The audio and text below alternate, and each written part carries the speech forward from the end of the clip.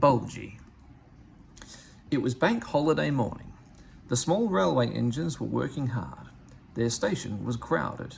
No sooner had one train started than another was filled with people waiting to go. Duck, Oliver, Donald and Douglas were busy too, but they had not brought everybody. The yard was full of parked cars and coaches. Duck was waiting for his next turn. Alice and Mirabel complained of the heat, so he backed them into the goods shed while he basked outside in the sun. Near him stood a huge red bus. He'd never seen it before. The bus watched the passengers happily milling around the small railway. "Stupid nonsense," he grumbled. "Wouldn't have brought 'em if I'd known. I'd have had a breakdown or something."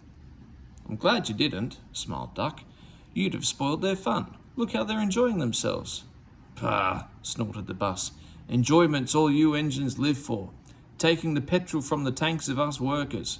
Come the revolution," he went on fiercely, "railways will be ripped up, cars and coaches will trample their remains." "Free the roads," he growled. "Free the roads from railway tyranny." At the passing station, Duck told Oliver about the bus. "I call him Bulgy," he chuckled. "He's painted bright red and shouts, 'Down with railways.'" But next time they met, Oliver didn't laugh.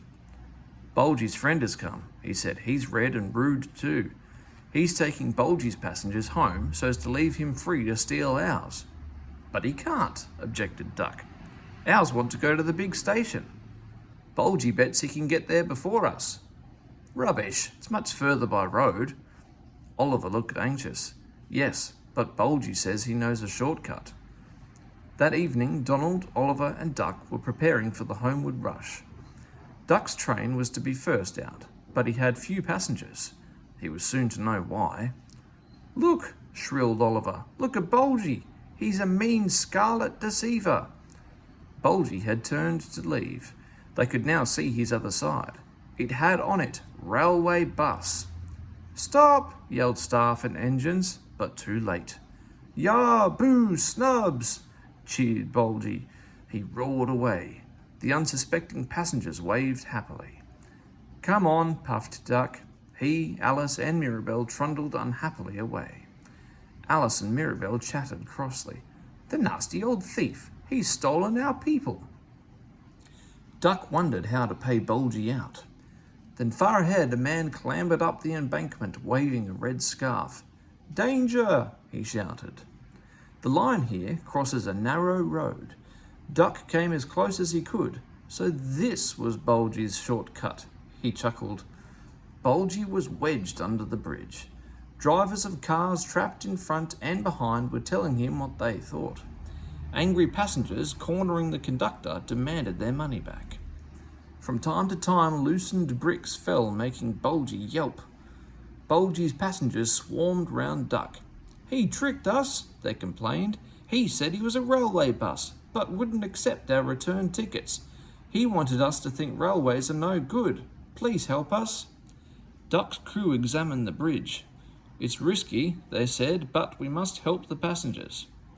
"Passengers are urgent," agreed Duck. "Besides," he chuckled, "it'll pay Bulgy out." They laughed and told the passengers to wait on the other side of the bridge. "Stop!" wailed Bulgy. "It might fall on me." "That," said Duck severely, "would serve you right for telling whoppers."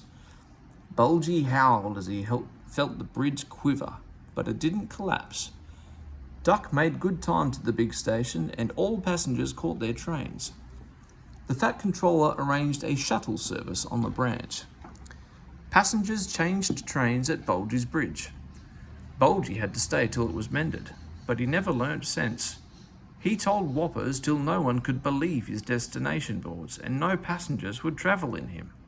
He is a hen house now, in a field beside the railway. If he still tells whoppers they can do no harm, the hens never listen to him anyway.